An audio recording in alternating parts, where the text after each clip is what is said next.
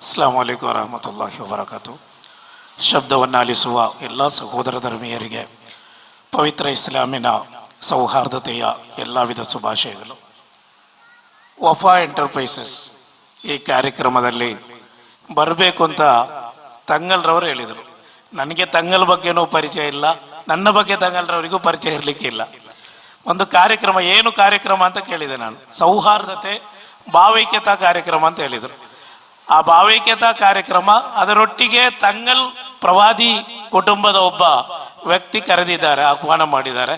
ಕಾರ್ಯಕ್ರಮ ನಾನು ಇವತ್ತು ಎಮ್ಮೆ ಮಾಡು ಉರೂಸ್ ಕಾರ್ಯಕ್ರಮದಲ್ಲಿದ್ದೆ. ಆ ಕಾರ್ಯಕ್ರಮ ಮುಗಿಸ್ಕೊಂಡು ನೇರವಾಗಿ ಬಂದೆ. ಅಲ್ಹಮ್ದುಲಿಲ್ಲಾ ಬಂದ ನಂತರ ಇಲ್ಲಿ ತುಂಬ ಖುಷಿಯಾಯಿತು. ಒಬ್ಬ ವ್ಯಾಪಾರಿ ಒಂದು ಸೌಹಾರ್ದತೆಯ ಒಂದು ಕಾರ್ಯಕ್ರಮವನ್ನು ಇಲ್ಲಿ ಹಮ್ಮಿಕೊಂಡಿದ್ದಾರೆ. ಇಲ್ಲಿ ಭಾವೈಕ್ಯತಾ ಕಾರ್ಯಕ್ರಮ ಹಮ್ಮಿಕೊಂಡಿರೋದು ಒಬ್ಬ ವ್ಯಾಪಾರಿ. ಆಲೋಚನೆ ಮಾಡಿ, ರಾಚಿಂತನ್ ಮಾತಾಡ್ತಾ ಇದ್ದರು, ಅದೇ ರೀತಿಯಲ್ಲಿ ಇದಕ್ಕಿಂತ ಮುಂಚಿತವಾಗಿ ಹಲವರು ಮಾತಾಡಿದರು.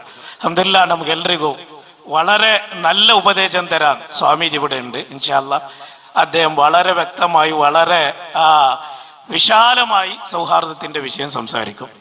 ತುಂಬ ಖುಷಿಯಾಗಿದ್ದೇನೆ ಅಂತ ಹೇಳಿದರೆ, ಈಗ ರಾಚಿಂತನ್ ಎಲ್ಲರೂ ಹೇಳಿದರು, ಈ ನಮ್ಮ ಕಡಲ ತಡಿ, ನಮ್ಮ ಈ ಕರಾವಳಿ ಪ್ರದೇಶ ಈ ಕೋಮು ದಳ್ಳುರಿಯಿಂದ ಎಷ್ಟು ಹದಗೆಟ್ಟಿದೆ ಎಂಬುದಕ್ಕೆ ದೊಡ್ಡ ಸಾಕ್ಷಿನೇ ಇದು. ಯಾಕೆಂದರೆ ಮಸೀದಿ, ಚರ್ಚು, ಅದೇ ರೀತಿಯಲ್ಲಿ ದೇವಸ್ಥಾನಗಳಲ್ಲಿ ಭಾವೈಕ್ಯತಾ ಕಾರ್ಯಕ್ರಮ ನಡೆಯುತ್ತದೆ.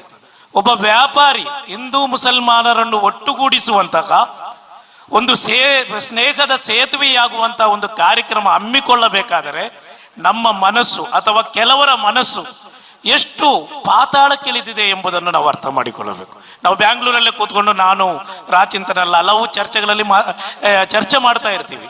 ಯಾಕೆ ಕರಾವಳಿ ಪ್ರದೇಶ ಈ ರೀತಿ ಆಗ್ತಾ ಇದೆ? ಯಾಕಂದ್ರೆ ನಾವು ಕರಾವಳಿ ಪ್ರದೇಶದವರು. ದೇವಿಪ್ರಸಾದ್ ಶೆಟ್ಟಿ ಅವರಿದ್ದಾರೆ. ಹಲವಾರು ಸೌಹಾರ್ದತೆಯ ಕಾರ್ಯಕ್ರಮಗಳು ಹಮ್ಮಿಕೊಂಡು ಸೌಹಾರ್ದತೆಯ ಯೋಜನೆಗಳನ್ನ ಹಮ್ಮಿಕೊಂಡಂತ ಒಬ್ಬ ಇಲ್ಲಿನ ಸ್ಥಳೀಯ ಹರಿಕಾರ ಅವರು. ಇಂಥ ಜನರೆಲ್ಲ ಇಲ್ಲಿದ್ದಾರೆ. ಆದರೂ ಕೆಲವು ಕಿಡಿಗೇಡಿಗಳು ಮಾಡುವಂತಹ ಕೋಮು ಕ್ರಿಮಿಗಳು ಮಾಡುವಂತಹ ಕೋಮು ಗಲಭೆಗಳಿಂದ ಇವತ್ತು ಇಡೀ ಕರಾವಳಿ ಪ್ರದೇಶನೇ ತಲೆ ತಗ್ಗಿಸುವಂತಹ ಒಂದು ಅವಸ್ಥೆಗೆ ಬಂದಿದೆ. ಪ್ರೀತಿಯ ಸಹೋದರರೇ, ಇಲ್ಲಿ ಹಿಂದೂ ಮುಸಲ್ಮಾನರೆಲ್ಲರೂ ಒಟ್ಟಾಗಿ ಒಂದು ಕಾರ್ಯಕ್ರಮ ಹಮ್ಮಿಕೊಂಡಂತಹ ವಫಾ ಎಂಟರ್ಪ್ರೈಸಸ್ಸಿನ ವಹಾಬ್ರವರಿಗೆ ನಾನು ಹೃದಯಾಂತರಾಳದ ಅಭಿನಂದನೆಯನ್ನು ಮತ್ತು ಕೃತಜ್ಞತೆಗಳನ್ನು ಸಲ್ಲಿಸ್ತಾ ಇದ್ದೇನೆ. ಏಕೆಂದರೆ ಪವಿತ್ರ ಇಸ್ಲಾಂ ಸೌಹಾರ್ದತೆಯ ಸಂದೇಶವಾಗಿದೆ. 114 ಅಧ್ಯಾಯಗಳಿವೆ, 6666 ಸೂಕ್ತಗಳಿವೆ, 30 ಪ್ಯಾರಾಗಳಿವೆ. ಎಲ್ಲದರೊಂದು ಕಡೆ ಹಿಂದೂ, ಕ್ರೈಸ್ತ, ಮುಸ್ಲಿಂ ಅವರಿಗೆ ನೋವು ಮಾಡಿ, ಅವರಿಗೆ ಕೀಟಲೆ ಮಾಡಿ, ಅಥವಾ ಅವರ ದೇವಸ್ಥಾನಗಳಿಗೆ ಯಾವುದಾದ್ರೂ ಅನ್ಯಾಯ ಮಾಡಿ, ಚರ್ಚಿಗೆ ಅನ್ಯಾಯ ಮಾಡಿ ಎಂಬ ಒಂದು ಶಬ್ದವನ್ನು ಪವಿತ್ರ ಕುರ್ಆನ್ನಲ್ಲಿ ತೋರಿಸಲು ಸಾಧ್ಯವಿಲ್ಲ. ಲಕ್ಷಾಂತರ ಹದೀಸುಗಳಿವೆ, ಪ್ರವಾದಿ ಮುಹಮ್ಮದ್ ಸಲ್ಲಲ್ಲಾಹು ಅಲೈಹಿ ವಸಲ್ಲಂ ಅವರ ನುಡಿಗಳು. ಆ ಲಕ್ಷಾಂತರ ಹದೀಸುಗಳಲ್ಲಿ ಒಂದೇ ಒಂದು ಹದೀಸಿನಲ್ಲಿ ಯಾವುದಾದರೂ ಧರ್ಮೀಯರಿಗೆ ಅಕ್ರಮ ಮಾಡುವ, ಹಿಂಸೆ ಮಾಡುವ ಅಥವಾ ಓರೆಗಣ್ಣಿನಲ್ಲಿ ನೋಡಲು ಪವಿತ್ರ ಇಸ್ಲಾಂ ಹೇಳುವುದಿಲ್ಲ, ಹದೀಸ್ ಹೇಳುವುದಿಲ್ಲ.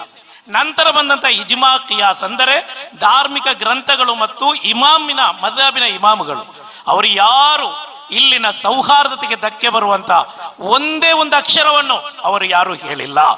ಮತ್ತೆ ಮುಸಲ್ಮಾನರು ಭಯೋತ್ಪಾದಕರಾಗಲು ಸಾಧ್ಯವೇ? ಮುಸಲ್ಮಾನರು ವಿಧ್ವಂಸಕ ಕೃತ್ಯಗಳಲ್ಲಿ ತೊಡಗಿಸಿಕೊಳ್ಳುವ ಉಗ್ರವಾದಿಯಾಗಲು ಸಾಧ್ಯವೇ ಇಲ್ಲ.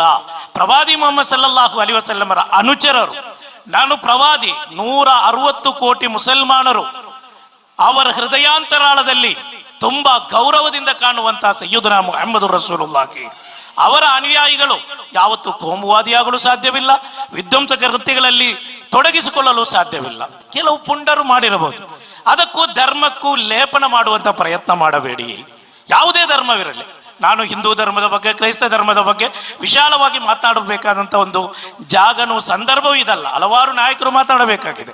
ಪವಿತ್ರ ಇಸ್ಲಾಂ ಯಾ ಯುಹನ್ನಾಸ್, ಓ ಜನರೇ, ಓ ಮನುಷ್ಯರೇ ಎಂದು ಹಲವು ಬಾರಿ ಕರೆಯುವಂತಹ, ಹಲವು ಬಾರಿ ಆಹ್ವಾನ ನೀಡುವಂತಹ ಕುರ್ಆನ್ನ ಸೂಕ್ತಗಳು ಕಾಣಬಹುದು.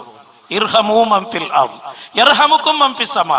ಅಲ್ಲಾಹು ಮತ್ತು ದೇವದೂತರ ರಹ್ಮತ್, ದಯೆ ನಿಮಗೆ ಬೇಕಾದರೆ ನೀವಿಲ್ಲಿರುವ ಹಿಂದೂ, ಮುಸ್ಲಿಂ, ಕ್ರೈಸ್ತ, ಜೈನ, ಬುದ್ಧ, ಪಾರ್ಸಿ ಎಲ್ಲ ಧರ್ಮೀಯರನ್ನು ಸಮಾನವಾಗಿ ನೀವು ದಯೆ ಮತ್ತು ಕರುಣೆ ತೋರಿದರೆ ಮಾತ್ರ ಅಲ್ಲಾಹನ ದಯೆ ಮತ್ತು ಕರುಣೆ ನಿಮಗೆ ಸಿಗುತ್ತದೆ. ಒಬ್ಬ ಮುಸಲ್ಮಾನನಿಗೆ ಅಲ್ಲಾಹನ ದಯೆ ಮತ್ತು ಕರುಣೆ ಇದ್ದರೆ ಮಾತ್ರ ಸ್ವರ್ಗ ಪ್ರಾಪ್ತಿ. ಈ ಇಬಾದತಿನಿಂದ, ಆರಾಧನೆಯಿಂದ ಮಾತ್ರ ಸ್ವರ್ಗಕ್ಕೆ ಹೋಗಲು ಸಾಧ್ಯವಿಲ್ಲ. ಮುಸಲ್ಮಾನನು ಸ್ವರ್ಗ ಸಿಗಬೇಕು ಅಂತ ಆಸೆ ಪಡುವಂತ, ಅದಮ್ಯ ಆಸೆ ಪಡುವಂತ ಪ್ರತಿಯೊಬ್ಬರಿಗೂ ಅಲ್ಲಾಹನ ದಯೆ ಮತ್ತು ಕರುಣೆ ಬೇಕಾದರೆ ಇಲ್ಲಿರುವ ಎಲ್ಲರನ್ನೂ ಸಮಾನವಾಗಿ ನೋಡಬೇಕು. ಅದೇ ರೀತಿಯಲ್ಲಿ ಪವಿತ್ರ ಕುರ್ಆನಿನಲ್ಲಿ ಇಸ್ಲಾಮಿನ ತತ್ವನೇ ಇಲ್ಲಿ ಶಾಂತಿ ಮತ್ತು ಸೌಹಾರ್ದತೆಯಾಗಿದೆ. ಹಿಂದೂ ಧರ್ಮದ ಆ ತತ್ವನೂ ಇಲ್ಲಿ ಶಾಂತಿ ಮತ್ತು ಸೌಹಾರ್ದತೆಯಾಗಿದೆ. ಪವಿತ್ರ ಕುರ್ಆನ್ ಇಲ್ಲಿ ಶಾಂತಿ ಮತ್ತು ಸೌಹಾರ್ದತೆಗೆ ಎಷ್ಟು ಒತ್ತು ನೀಡಿದೆಯೋ ಅದನ್ನು ಹಿಂದೂ ಧರ್ಮವು ಹೇಳುತ್ತದೆ. ಅಸತೋಮ ಸದ್ಗಮಯ, ತಮಸೋಮ ಜ್ಯೋತಿರ್ಗಮಯ, ಮೃತ್ಯೋರ್ಮ ಅಮೃತಂಗಮಯ. ಅಸತ್ಯದಿಂದ ಸತ್ಯದೆಡೆಗೆ, ಕತ್ತಲೆಯಿಂದ ಬೆಳಕಿನೆಡೆಗೆ, ಸಾವಿನಿಂದ ಜೀವನದೆಡೆಗೆಳೆಯುವಂತಹ ಒಂದು ಸುಸಂಸ್ಕೃತವಾದಂತಹ ಒಂದು ಸಂಸ್ಕೃತಿಯಾಗಿದೆ ಹಿಂದೂ ಧರ್ಮ. ಎಷ್ಟು ಉದಾತ್ತವಾದಂತಹ ಸಂಸ್ಕೃತಿ ನೀವು ನೋಡಿ. ಅದೇ ರೀತಿ ಕ್ರೈಸ್ತರ ಧರ್ಮ, ಯಾವ ಧರ್ಮನೂ ಇಲ್ಲಿ ಇತರ ಧರ್ಮೀಯರಿಗೆ ನೋವಾಗುವಂತಹ ಒಂದೇ ಒಂದು ಮಾತುಗಳು ಯಾವ ಧರ್ಮವೂ ಹೇಳಿಲ್ಲ. ಇಲ್ಲಿ ಪ್ರಾಬ್ಲಮ್ ಇರುವುದು, ತೊಂದರೆ ಇರುವುದು ಧರ್ಮದ ಬಗ್ಗೆ ಅವನವನ ಧರ್ಮವನ್ನು ಅವನು ಅರಿತಿಲ್ಲ. ಮುಸಲ್ಮಾನ ಕೋಮುವಾದಿ ಭಯೋತ್ಪಾದಕನಾದರೆ ಅವನಿಗೆ ಇಸ್ಲಾಂ ಗೊತ್ತಿಲ್ಲ, ಹಿಂದೂ ಕೋಮುವಾದಿ ಆದರೆ ಅವನಿಗೆ ಹಿಂದೂ ಧರ್ಮ ಗೊತ್ತಿಲ್ಲ. ಯಾವುದೇ ಧರ್ಮವಿರಲಿ, ಧರ್ಮದ ಸಾರ ಶಾಂತಿ, ಸಹನೆ, ಸಹಬಾಳ್ವೆ, ಸಹಿಷ್ಣುತೆ.